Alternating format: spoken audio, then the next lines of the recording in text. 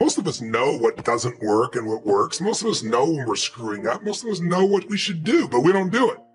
And the reason is because in that state of mind, you're not going to. If you want, I'll go on a rant on what is my highest level mission right now. Yes, please. Okay. So for decades, my obsession has been, what makes the difference in people, right? Why do some people, you give them everything, love, joy, tremendous education, economic well-being, and they end up going in and out of rehab all day long? How many actors, actresses, wealthy people have you seen do this? It's sad. And then there are people that life has just beat the hell out of, right? People have gone through physical abuse, sexual abuse, emotional, spiritual abuse. And many of those people, rather than being broken, become so hungry, so driven, because they don't want anybody else to experience that. I'm an example of that they become masterful in things, right?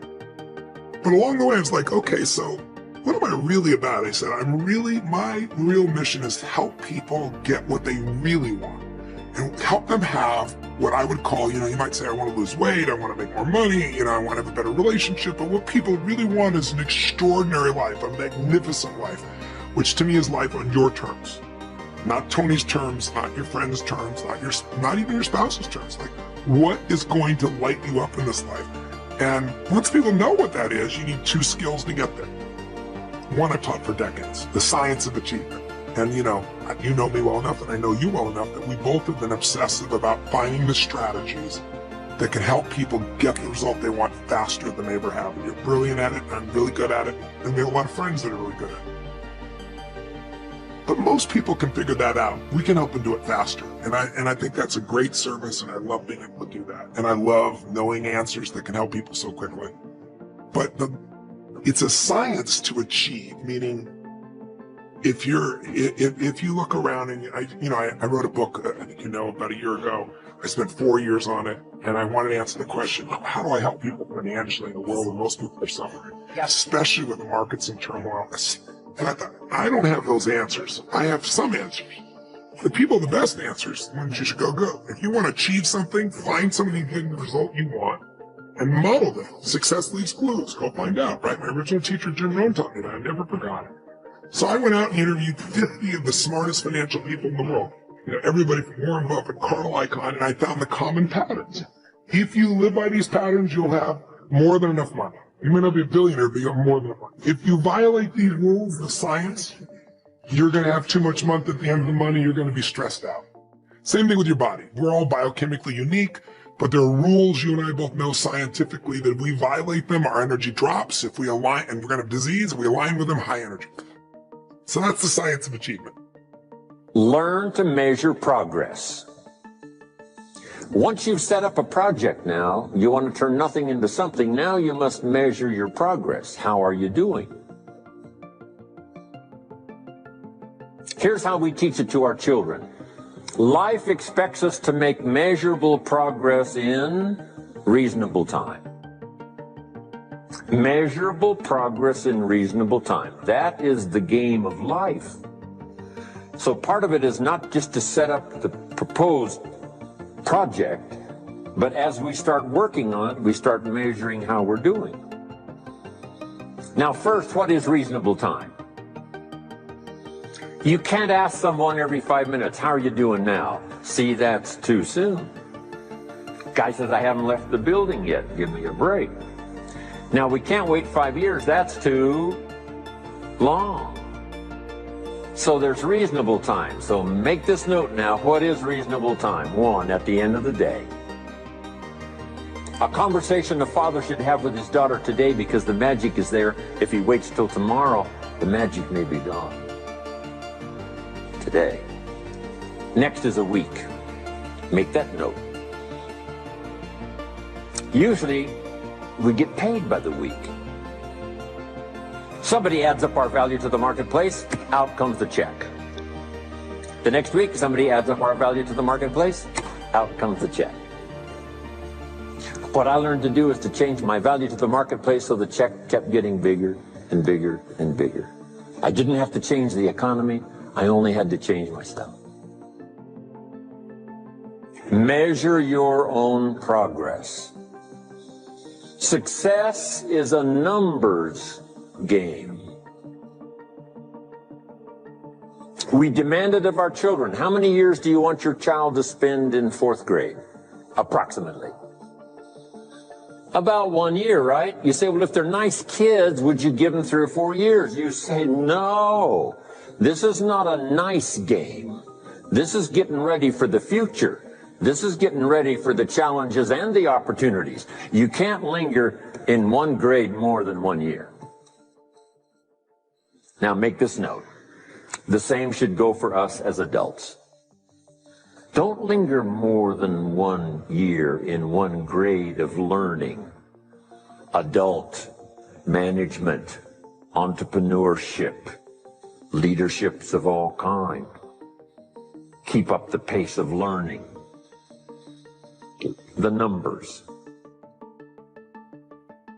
Measure. Count. Now here's the key. Face the truth. If you're only making this much progress, there's no use trying to kid the world, no use trying to kid anybody else, and especially don't kid yourself. If in a period of time you've only made so much progress, you just got to swallow hard and say, this is the truth. I've got to face it. Now, what could I do to start increasing my progress and make my health better, make my income better, make my investments better, make my value to the marketplace much better, get busy learning the 2nd skill and the 3rd skill and the next language and the next language to increase my value? I got to get busy and do that. See if you will do that. I promise you. One of the greatest motivating factors in the world is progress. And if you'll measure it, you'll get excited.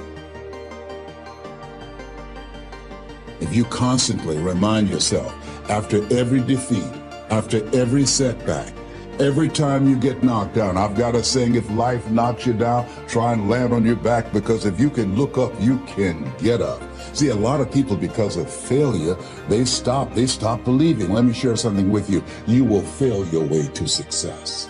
Yes, 8 out of 10 millionaires have been financially bankrupt. You will fail your way to success. It doesn't matter how many times you fail. It doesn't matter how many times people tell you that you can't do it. It doesn't matter if you don't have a dime in the bank. You will fail your way to success. First day I went to school, I was in a classroom. By the time I was, 6 years old, didn't go to school until I was 6 years old because I was living with my grandmother at that time. Sure. But she had taught me how to read the Bible stories. So I went into the classroom knowing Nicodemus, Shadrach, Meshach, and Abednego. I could spell all of those words. I thought I was preaching to my kindergarten teacher. So she was like, who is this girl? So I was never placed in an environment where I was ever made to feel inferior. I always felt like I'm the smartest kid in this room. And because I was never placed never put in a position where I was made to feel less than, I didn't grow up feeling less than, you know? And the rest, as they say, is history. And the rest, they say, is history. And it's all about what you believe. I say this to, when I do something on my network now called Life Class. The fundamental key to success is what you believe is true for yourself. Not what you want, not what you desire. It's what do you believe? You can say, I want to be the most successful person in the world. Yeah. But if you believe that there's a glass ceiling and you're going to have a hard time kicking through that glass ceiling, you will be defined by the glass ceiling. And the great beauty and gift of my life is that I was never defined by the box that other people tried to put me in. The first thing I want you to know that success is not a destination, it's a journey. Think of success as a process. Let me illustrate it and explain it this way. If you go to college, You work hard, and in 4 or 5 years, depending on what kind of degree you're working on, and in today's society, sometimes 6 or 7 years. But eventually, comes the day of graduation, and you're all excited, and your family is there, and your friends are there, and you're there with your classmates, and you got your cap and your gown, and you know that there's going to be a time in that ceremony where you're going to walk across stage, and the president, provost, somebody's going to shake your hand, hand you a diploma, congratulate you, and you're going to get off the other side. They're going to have presents waiting for you, and they'll be taking pictures, and everybody will be shaking your hand, say, congratulations, today you become a success. You're a college graduate. Now, my friend, you did not become a success the day that you got your diploma. Now, what you did have happen to you in that ceremony is you got recognized for success. The diploma is recognition of what you have done the previous 4 or 5 years. You see, you were a success in your freshman year when you decided to not drop out of school like some of your other classmates and decided to stick to it. And you were a success every time you studied for a test. And you were a success every time you did a project or did a writing assignment. You see, you're a success all through school. You're a success every day. Success is a daily thing, not a destination thing. The day you got the diploma, you just got recognized for the success that you already were. Now that's very essential, because so many times people have a tendency to devalue the moment today. What they do is they greatly value the destination. And so they kind of talk about, well, when I get there, or if I arrive there, or when I do that, or when I accomplish this. And they don't understand that success is a daily thing. And I'm here to share with you that the secret of success is determined by your daily agenda. In fact, I wrote a book a few years ago called Today Matters. I'm passionate about that book because what it does is it helps me to understand that we make decisions and then we manage decisions. And too often we think, I will make a decision. For example, you're saying, I'm going to make a decision to be a coach.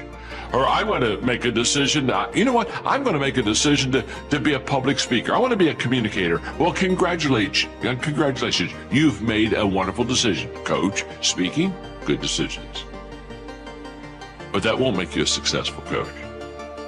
That won't make you a successful communicator. It's not the decision that makes you. You've got to make the decision by managing it, and you manage the decision on a daily basis. In other words, what you want to be tomorrow, you've got to do today. You visualize tomorrow. That gives you hope, but that's your motivation and that's your dream. Nothing wrong with that. You visualize tomorrow, but you value today. What's that mean? That means that what I do every day is either getting me closer to that vision, that dream, that goal, or it's really driving me farther away from it. You see, every day we are either repairing or we're preparing. You see, if I messed up yesterday, guess what I get to do today? Fix yesterday.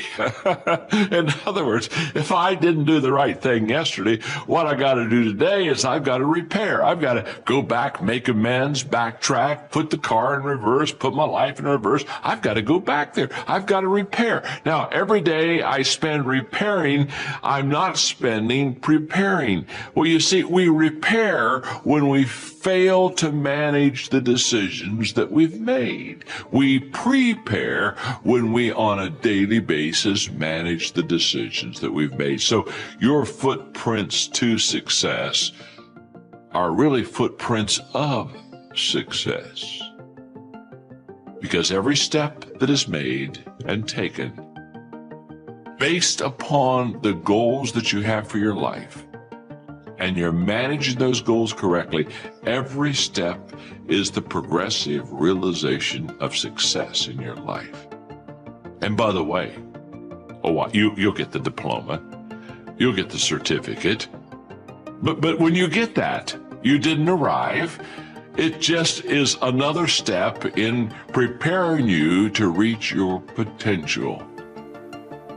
Each one of us should live our life as if we'll never learn everything we need to learn. We'll never be able to accomplish everything we wanted to accomplish. We won't be able to experience everything we wanted to experience. We should live our life every day hungry, understanding that we are to live until we die. You see, I think success can't be summarized in a flippant degree or program or diploma or arrival. I think today, if you are learning to coach, if you are learning to speak, if you're doing the things that are essential to the decisions and you're managing those decisions well, can I say something to you? Congratulations, you are already a success.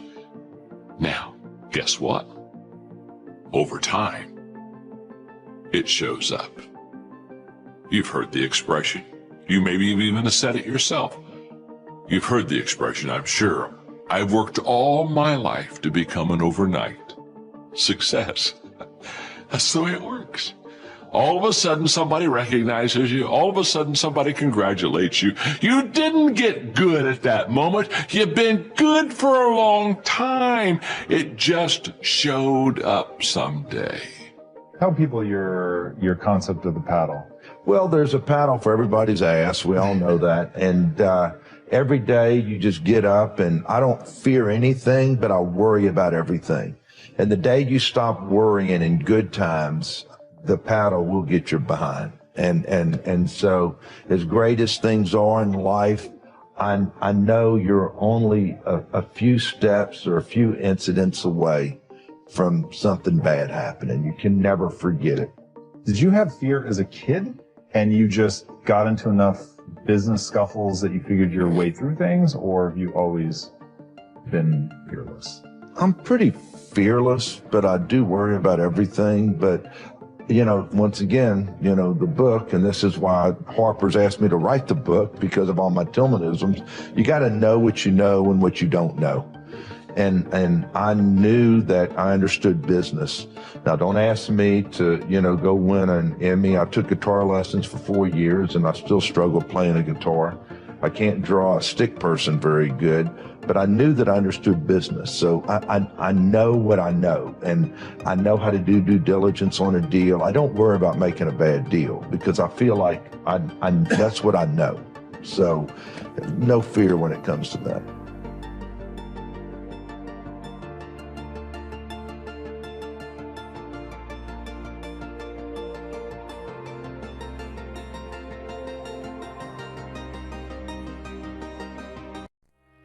The only way it gets better for you is when you get better. For things to change for you, you've got to change. Otherwise, it isn't going to change. Here's the big challenge of life. You can have more than you've got because you can become more than you are. That's the challenge. And of course, the other side of the coin reads, unless you change how you are, you'll always have what you got. I have found in my experience that income does not far exceed personal development. Now, sometimes income takes a lucky jump, but sure enough, unless you grow out where it is, it'll usually come back where you are. Life has strange ways. Now, what am I getting paid here? The big question is, what am I becoming here? Because true happiness is not contained in what you get. Happiness is contained in what you become. See, it's easy to be on the bottom. It doesn't take any effort to be a loser. It doesn't take any motivation, any drive in order to stay down there on a low level. But it calls on everything in you, ladies and gentlemen. You have to harness your will to say, I'm going to challenge myself. Sometimes I have to pull myself out of bed and say, come on, Les. Things I know I should do, I don't do. Things I shouldn't do, I do. I found that the biggest enemy you have to deal with is yourself. There's an old African proverb that says, if there's no enemy within, the enemy outside can do us no harm. So think about that.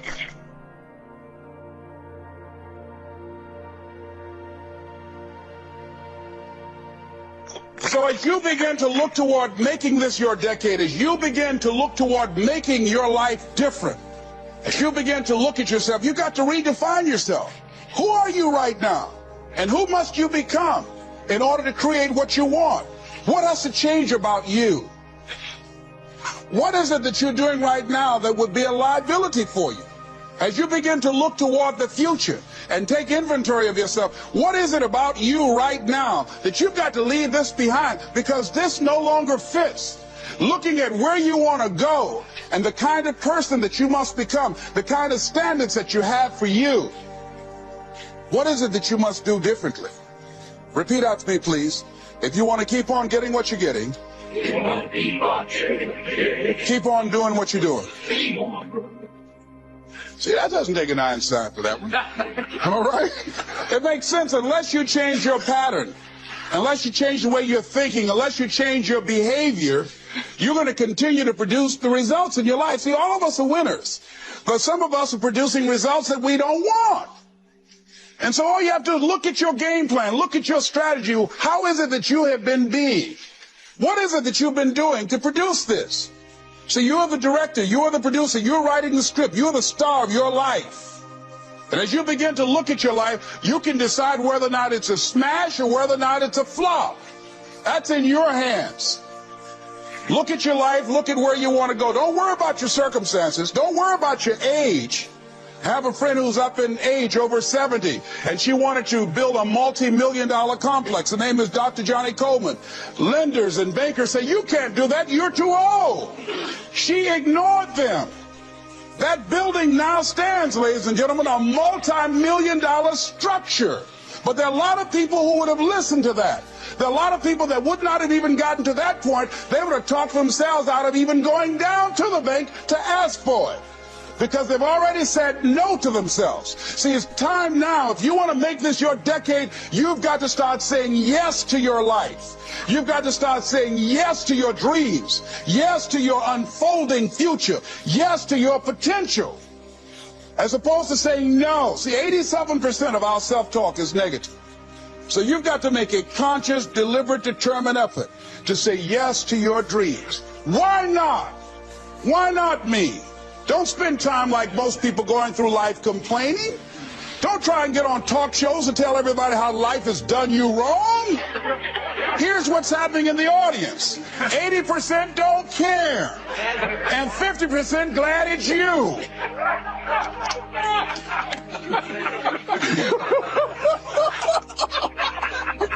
All right? So when you know that, you don't go around crying, oh, you know what they did to me. Who cares? Get away from me before they come back.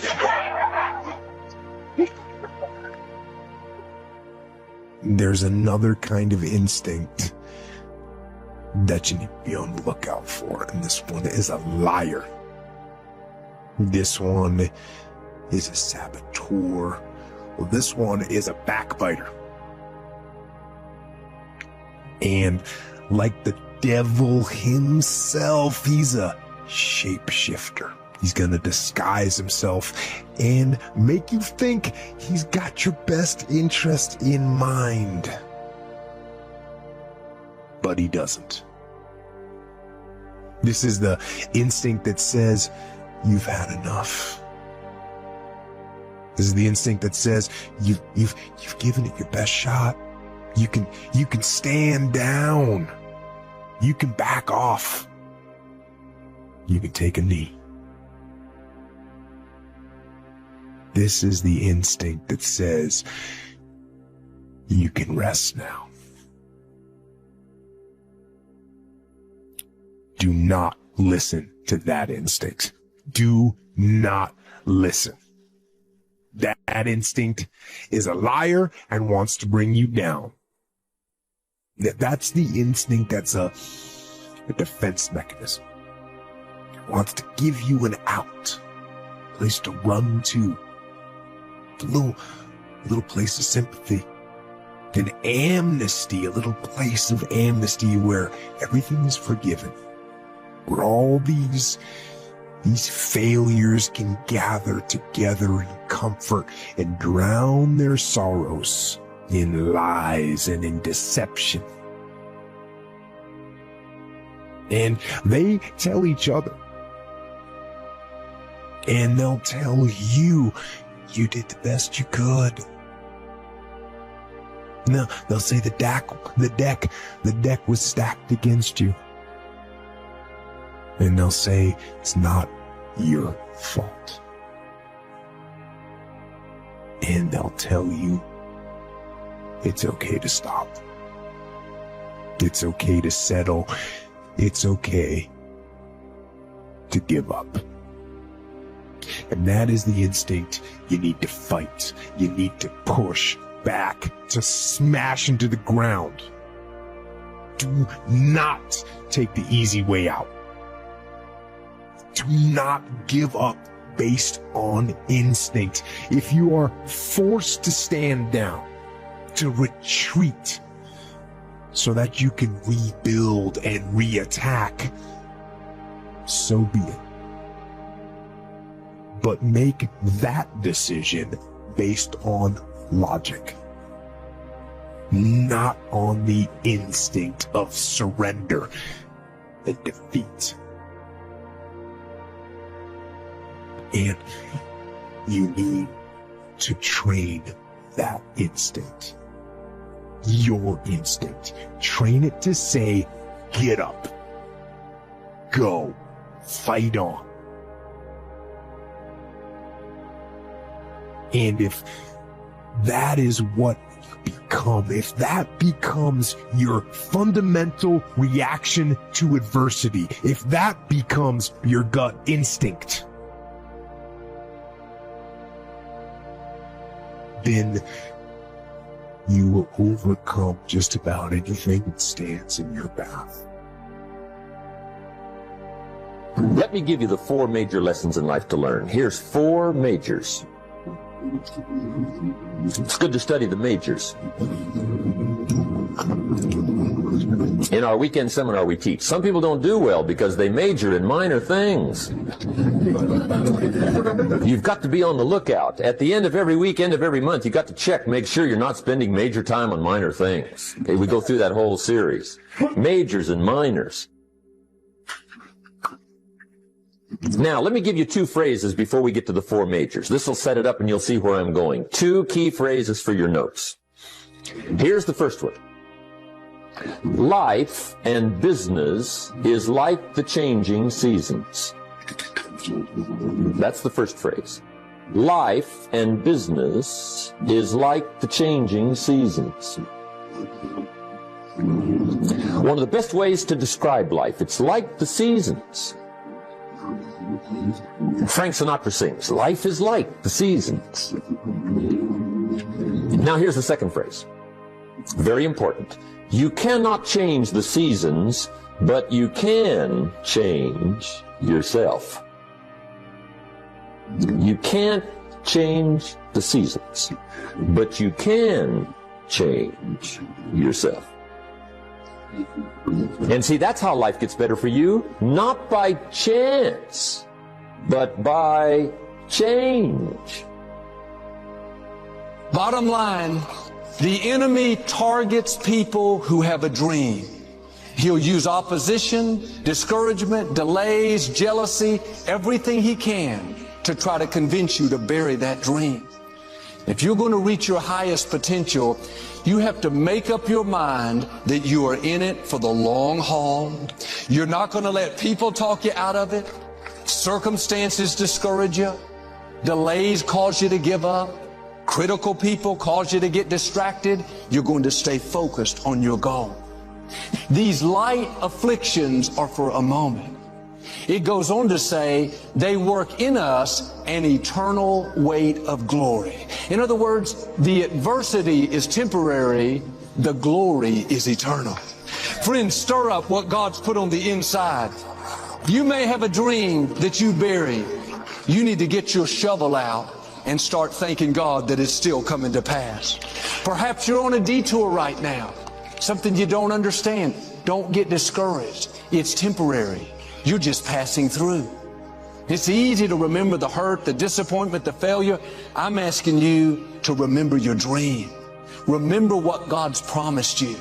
If you'll do this, I believe and declare dreams that you buried are about to come back to life. Promises you've given up on are being resurrected. Like Joseph, God is going to turn every stumbling block into a stepping stone. You're going to rise higher, accomplish your goals, and become everything you were created to be. In Jesus' name.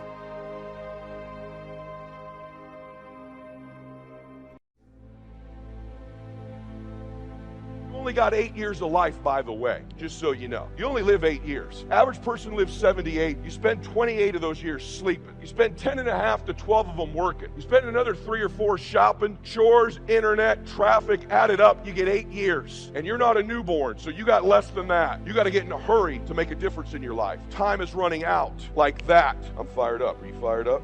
Probably didn't know we were going there. When I was a kid growing up, I don't know if you had this, my mom had the good china in a china cabinet. We had this furniture in the living room that was wrapped with cellophane that we weren't allowed to sit on until important people came over. Anybody have any of that in their house? We never got around to sitting on it. And it died and got stale and old and dated, and so do dreams. If you don't start getting after your dream, it'll get old and dated and stale because you keep wrapping it in cellophane. You keep waiting till you know a little more, till I know a little more, till I know a little more. If I just knew a little more, that's BS. You don't need to know a little more. You need to execute a little more. You need to get after it. You need to make some mistakes. Perfection is the lowest possible standard. Quit trying to be perfect. You don't need to know everything. The best people I know in business, they take action when they don't know everything. They learn what they can and they go execute. They make a mess. Being an entrepreneur is messy. You need to embrace the mess. Embrace the chaos. You're never going to know everything you think you need to know. That's why my low IQ, and I'm not kidding when I say that, is to some extent an advantage. I don't think about all the stuff I don't need to know. I started on social media 2 years ago. I'm the #1 growth person in the history of business on social media, according to Forbes magazine. The way it started, Tony Robbins sitting on my balcony says, you need to get into this space. There's nobody that's an heir apparent. You're a better speaker than me. You know more of this stuff than me. And all these other clowns don't know what they're talking about. Get in the space. I said, I don't want to do that. I'm shy. I'm introverted. I just like speaking on the stage and leaving. I don't want to be posting stuff every day. He goes, that's why you're an effing loser. Right on my balcony, on that copper house you seen there. I said, I'm a loser. He goes, yeah, you say you want to help all these people, but you don't want to be inconvenienced to do it. I said, dude, I don't even know how all this stuff works. He's like, you think I know all this stuff works? Just start, dumbass.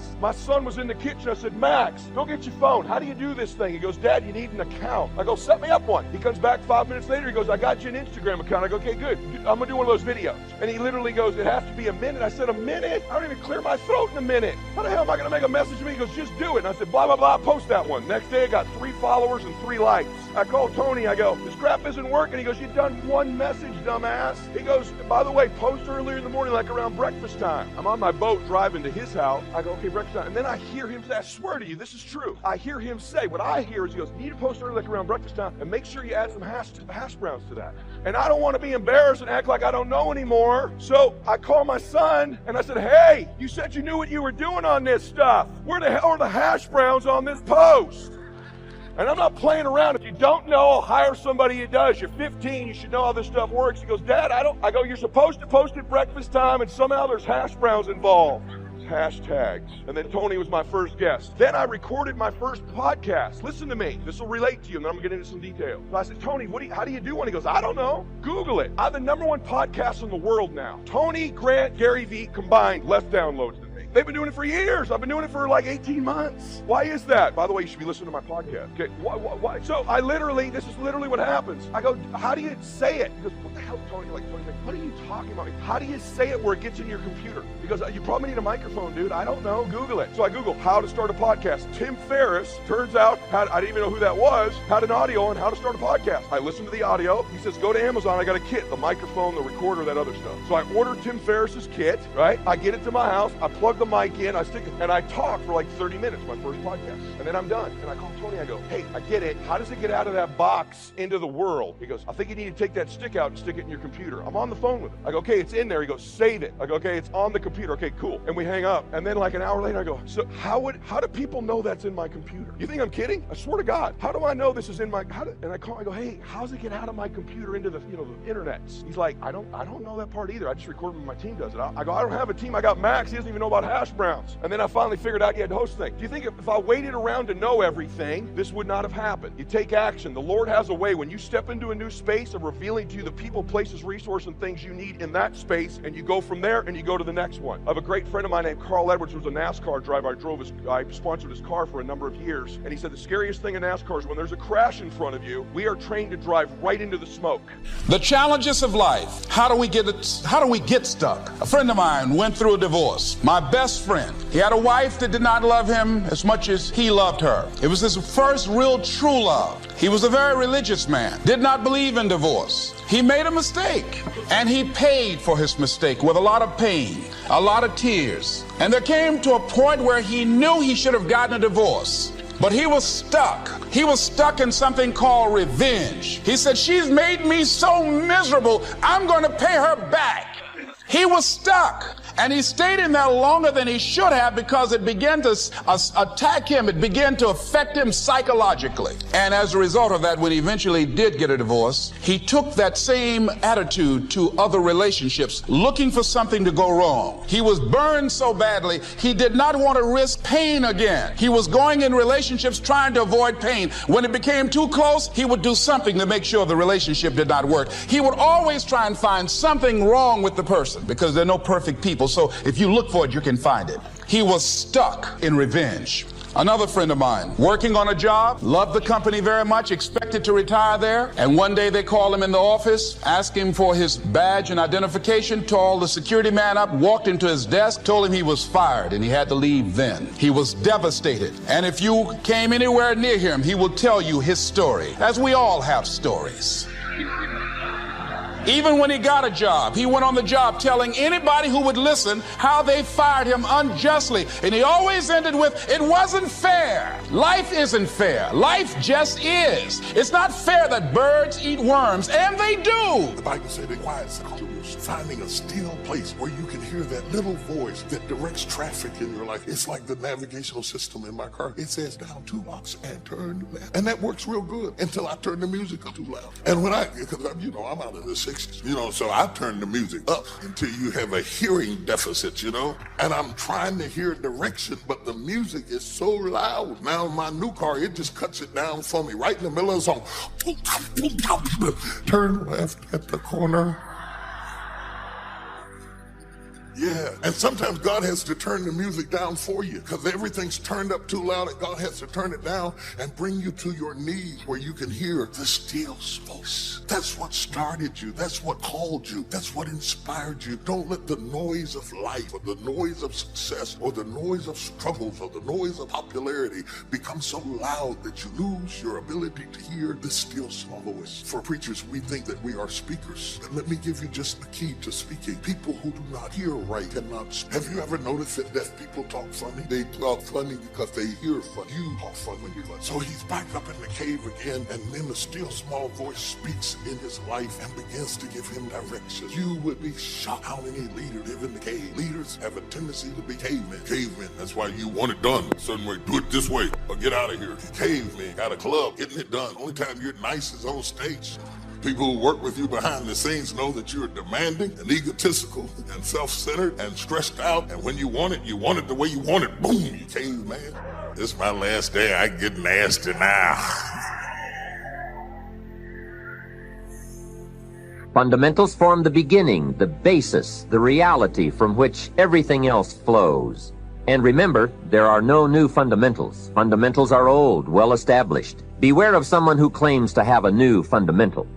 That's like someone who claims to manufacture antiques. We would have to be suspicious, right? So fundamentals, basics, they are so very important to understand and consider and practice if you wish for the good life. And may I add here, make sure you don't go looking for the exotic answers to success. Success is a very basic process.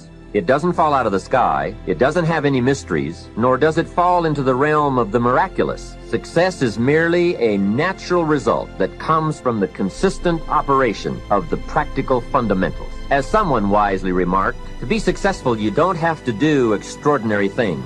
Just do ordinary things extraordinarily well. Mr. Schoaf, my teacher, gave me many great phrases I'll always remember. One of them was, there are always about a half dozen things that make 80% of the difference. What a key thought, a half dozen things. Whether we are working on our health, wealth, personal goals, or professional enterprise, the difference between our ultimate success or inevitable failure lies in the degree to which we are willing to seek out, study, and to go to work on those half dozen things. For a farmer to reap a plentiful harvest in the fall, for example, the major basics are fairly obvious. Soil, seed, water, sunshine, nourishment, and care. Each fundamental being equally in need of study and attention, for together they bring about the best chance for a successful harvest.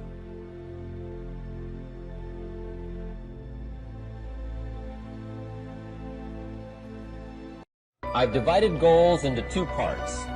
First is long range. Long range goals, that's your dreams. Your dreams for the next 3, 5, 10, 20, 30, 40 years. Actually, the rest of your life. Your dreams. You've got to keep dreaming. Ronald Reagan, president, said to the joint session of Congress a few weeks ago, the Republic is a dream. And if we don't keep dreaming, we will lose the Republic. Your better future is a dream for yourself and for your family. Where do you want to go? What do you want to do? What do you want to be? What do you want to see? You've got to dream dreams. There's a Bible phrase that says, without dreams and visions, people perish. You've got to have something to go for that inspires the heart and the soul. Dream. From the children of Sanchez, it says, take the crumbs from starving soldiers, they won't die. Take the bread from hungry children, they won't cry. But without dreams, we all will die. You've got to dream. Don't lose your dream. For yourself, for your future, for your family. Dreams of love and enterprise, and travel and doing things. Becoming something unique on your journey here. Don't lose your dreams. Do some dreaming. That's long-range goals. You got to have those. So that's number one. Here's the second part of goals, short range. Short-range goals. That's your goals for tomorrow, this week, this month, this year. The immediate future. We call these confidence builders. Because if you set up something short-range, go for it. Get it. Latch onto it. Work hard. Accomplish it. That starts building your strong feelings to go for your dreams. Now, I've divided goals into 3 categories. Here they are. Number 1 is economic. That's your goals for money, income, business, profits, production. Economics. Make sure you've got your economics well planned. Economics plays a major role in everybody's life. Economics is major, which means it ought to be meticulously well planned. This week, this month, this year, long range. What if you asked somebody tomorrow if you could see their meticulously well-planned list of economic goals? What would they probably say? They'd say, you some kind of a nut? You must be weird. Hey, I found out what success is. Success is doing what the failures won't do. Make sure you've got your economics well planned. It'll put you in the top 5%. One of the key little subjects we talk about on the weekend is the 7 fundamentals for wealth and happiness. And that's one of them, well-planned economics. It's a fundamental if you want to do well. Join the top 5%. Anybody in this room can join the top 5%, if you will. Now here's the second category of goals, things. Make a list of the things you want. And on my list of things, now I put everything. Little things as well as major things. Doesn't matter how small it is, it goes on my list. I used to just put major things, cars, homes. I don't do that anymore. I now load my list with everything. Everything. And the reason is, part of the fun of having a list is checking it off. That's it. Boy, at the end of the day, if you can go, got it, got it, got it, got it, got it, got it, whatever it is, right? You get into the habit. So load up your list, the things you want. Now, when you check off something major, celebrate. That's an important point to make. Celebrate your achievements. Live it up. Have a party when you reach something you've worked for a while. See, we all grow from two experiences. One is called the pain of losing. The other one is called the joy of winning. We need both of them. Amplify them as much as you can, which also means make losing painful. If you set up something, fooled around, didn't get it, put it on yourself. On the other side, if you did get it, congratulate yourself. Self-congratulations is a sign of maturity. Seeking congratulations is a sign of immaturity. But hey, winning and losing, see, that's what it's all about. That's the name of the game. Now, some people lead such mediocre lives. At the end of the day, they don't know whether they're winning or losing. They got no clue. Guy's just going through the day with his fingers crossed. There's a better way. Okay, here's the third category of goals. Personal development. Put those goals together. Personal development goals. That's your goals to be stronger, more decisive, be a speaker, be a leader, learn a language, all kinds of skills. And that's what you want, the personal development skills. That's what attracts, that's what brings good things to your life, the person you become more skillful. Now, this is quite a package to work on. Economics, things, personal development. For tomorrow, this week, this month, this year, long range. Okay? That'll get you started. Now, here's the simple formula for setting goals. It goes like this. A, work on your goals. That's step one. Work on them. And I put the word work there deliberately. Setting goals is plain hard work. I don't want to kid you. We haven't come here tonight to kid each other. It's work. I know it's work. That's why a lot of people just let it slide. It's work. Many people work hard on their job, but they don't work hard on their future. They just let that slide. And the work involved is making plans. I know most people don't. I understand that. But don't let that be you. The guy says, well, yeah, you work where I work. By the time you struggle home, it's late. You got to eat a bite of supper, watch a little TV, get to bed. You can't sit up half the night. Plan, plan, plan. And the guys be good worker, hard worker, sincere. But you got to be better than sincere, working hard. You got to be better than a good worker. You got to be a good planner. Somebody once wisely said, the people who fail to plan are planning to fail. Well said. So work on your goals. Here's step 2. Write your goals down. That's so important. I teach my staff around the world, put your goals in your journal.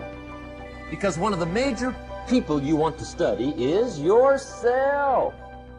So here's the list of goals I put together 3 weeks ago. Here's the list of goals I put together 2 years ago. Here's some of the changes I made, rearrangement of my priorities. I scratched these off, I put these on, I've gotten these. Study your accomplishments, study what your desires are. Put them on paper, write them down. Here's another reason for writing your goals down. It shows you're serious about doing better. And to do better, you gotta get serious. You don't have to be grim, but you must be serious. Everybody hopes things will get better. Everybody hopes. Poor people hope. That ought to tell you something. It means the future does not get better by hope. It gets better by plan. I used to have the affliction called passive hope. It's an affliction. It's bad. Probably what's even worse than that is happy hope. Now that is really bad. That's bad. Happy hope. The guy's 50 and he's broke and he's still smiling. See, that's not good. So get serious about your goals, put them on paper, write them down. There's all kinds, his goals, her goals, their goals. Business goals, financial independence goals, family goals. I mean, there's so many things to work on this. But if you don't get busy and work on it, sure enough, the time will pass. And sure enough, 5 years from now, you'll wind up where you don't want to be, wearing what you don't want to wear, driving what you don't want to drive, being what you don't want to be.